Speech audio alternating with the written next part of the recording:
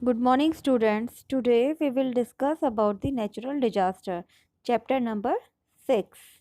So, students, a natural disaster is a sudden event caused by nature or natural processes that injure people and damages property. बेटा ये जो natural disaster होते हैं ये natural process होते हैं, means ये मैन मेड नहीं होते और ये प्री प्लान भी नहीं होते, ये सडनली आते हैं अचानक से। तो इनकी वजह से काफ़ी लोग मारे जाते हैं और काफ़ी जो प्रॉपर्टी है उसका भी लॉस होता है, नुकसान होता है।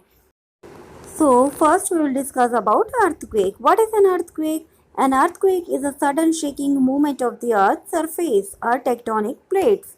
जो अर्थ की सरफेस पे बेटा क्रस्ट में जो टेक्टोनिक प्लेट्स होती हैं वो आपस में मूवमेंट शो करती हैं, वो आपस में स्ट्राइक करती हैं। तो जो अर्थ है हमारी वो शेक करती है, वो वाइब्रेट करती है, इसको हम अर्थक्वेक बोलते हैं।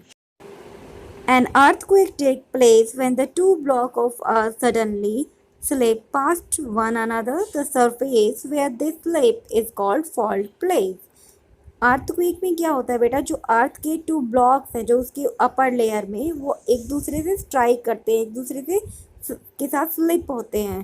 तो जिस प्लेस पे वो स्लिप होते हैं वो प्लेस जो होता है वो हमारा क्या कहलाता है, फॉल्ट प्लेस कहलाता है। Now, what causes an earthquake and where do they happen? Earthquake क्यों होते हैं, इसका कॉज क्या है और वो कैसे कहाँ पे होते हैं? The earth has four major layer, the inner core, the outer core, mantle and crust. इस इमेज में आपको अर्थ की 4 लेयर्स दिखाई दे रही है। कौन कौन सी? Inner core, outer core, mantle and crust. The crust and the top of the mantle make up a thin skin on the surface of our planet.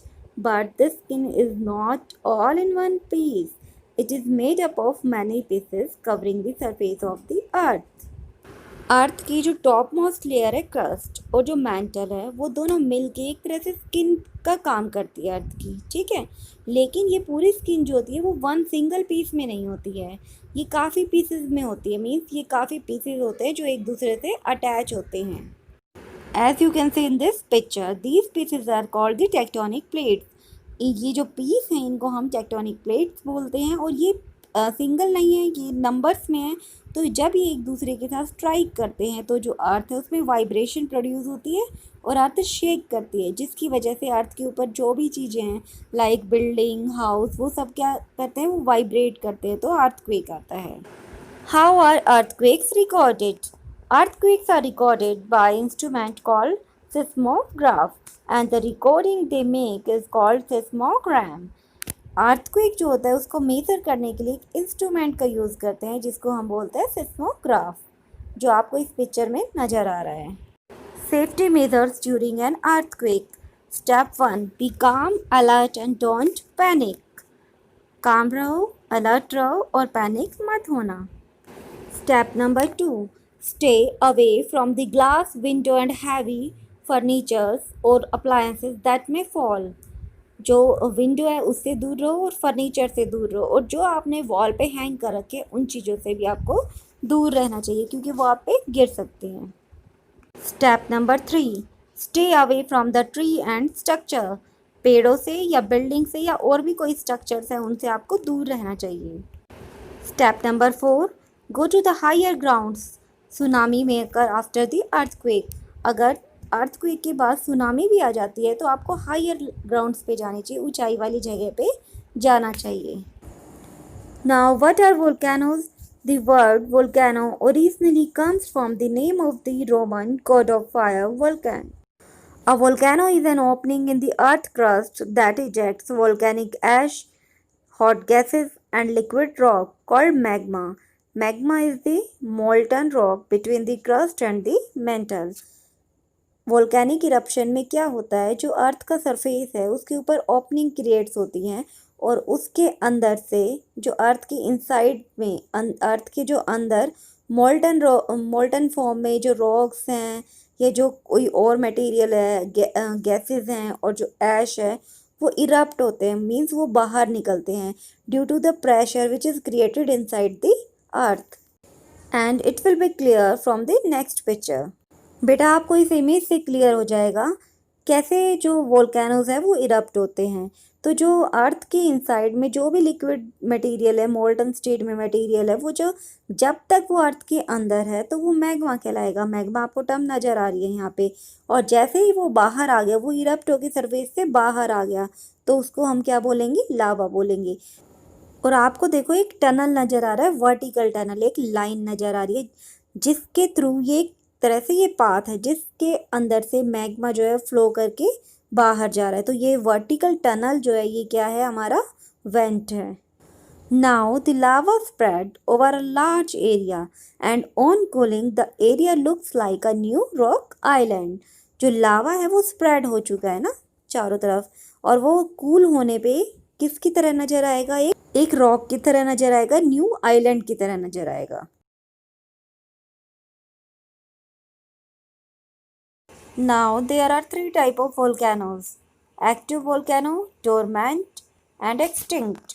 First is active volcanoes. Volcanoes that erupt regularly or constantly are called active volcanoes. Or we can also say that a volcano that has erupted in the recent past or may erupt anytime is called active volcano. ये वो volcanoes हैं जो अभी जो recent past means अभी अभी erupt भी हुए हैं पास्ट में, और इनके चांसेस भी हैं, आगे जाके इनकी इरप्ट होने के काफ़ी चांसेस भी हैं। And many active volcanoes can be found in the Pacific area, that is why this area is called Pacific ring of fire. Some examples of the active volcanoes are Mount Etna, Mount Erebus, Mount Fuji. Second type is dormant volcanoes. Volcanoes that have not erupted in many years but are likely to erupt again are called dormant volcanoes. Dormant volcanoes वो होते हैं जो near about 200 जो years है, recent years हैं, उनमें erupt नहीं हुए हैं, बट दे में इरप्ट इन फ्यूचर, लेकिन वो फ्यूचर में इरप्ट हो सकते हैं। For example, like Mount Kilimanjaro in Tanzania. Third type is extinct volcanoes. Volcanoes that have not erupted for a long time and are not likely to erupt again are called extinct volcanoes. ये वो volcanoes हैं जो काफ़ी लंबे time से erupt भी नहीं हुए हैं और फ्यूचर में इरप्ट होने की इनकी कोई चांस भी नहीं है। इन वोल्केनोज़ को हम एक्सटिंक्ट वोल्केनोज़ बोलते हैं, जैसे for example Hawaiian Emperor sea mountain chain in Pacific Ocean. Now what is the tsunami? I don't know. Tsunami is a series of giant waves.